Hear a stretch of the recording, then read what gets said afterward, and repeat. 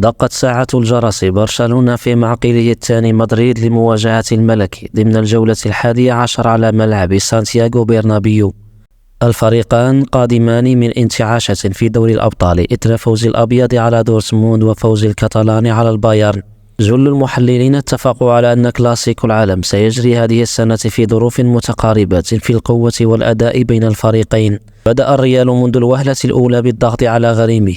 بابي تتاح له أول المحاولات لكن كرته خارج الإطار.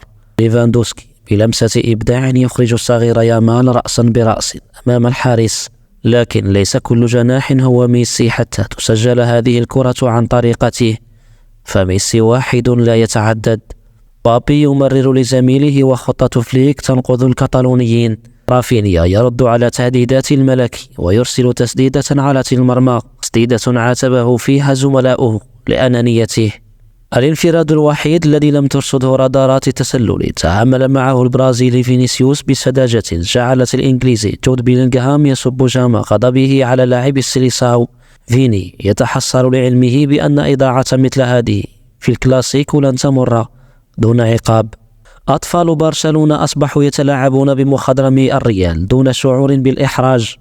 خليفة إنيستا بيدري يبعث ثانية تحذيرات بعد تسديدة تألق فيها الكرواتي حارس الريال. في الدقيقة 29 ينسل الفرنسي الغزال من بين المدافعين ويسجل أول أهداف الكلاسيكو. فرحة لم تدم طويلا قبل أن يتدخل الفار ليلغي الهدف، ومعه فرحة كيليان. حال الفرنسي يقول مثل هذه الخطة لا توجد عندنا بالدوري الفرنسي.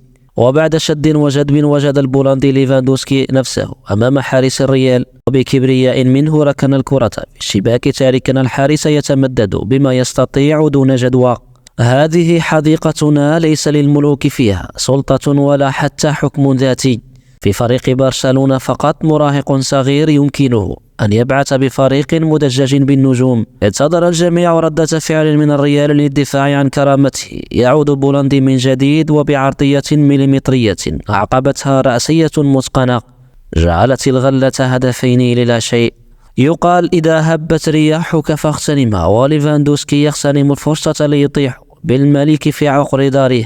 فليك سعيد بإعادته صورة مصغرة من برشلونة. بابي ينفرد مرة أخرى والحارس يفسخ محاولته. مباراة لا يمكن أن تنتهي بدون أن يكون لمراهق برشلونة مساهمة في نتيجتها. المراهق يامال وعلى غير عادته بيمناه يرسل جماهير الريال خارج الملعب. رافينيا يرى من غير اللائق أن يكتفي بإمداد المهاجمين دون أن يسجل، فقرر أن يختم مهرجان الأهداف بهدف أمضى به على رباعية ستنضاف إلى نتائج مشابهة بنفس الميدان.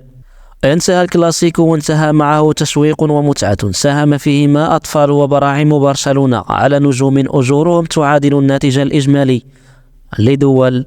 لقاء كان تحت عنوان مدرب برشلونة يدمر أنشيلوتي برادارات متقدمة، لكن العبرة تبقى للخواتيم للمناسبات. فسقوط الملكي على يد غريمه لا يعني التنازل عن الليغا، فالملوك يسقطون ويتعافون سريعا، وعلى برشلونة الحذر من غضبة الملك ريال مدريد. المرجو الاشتراك في القناة وشكرا.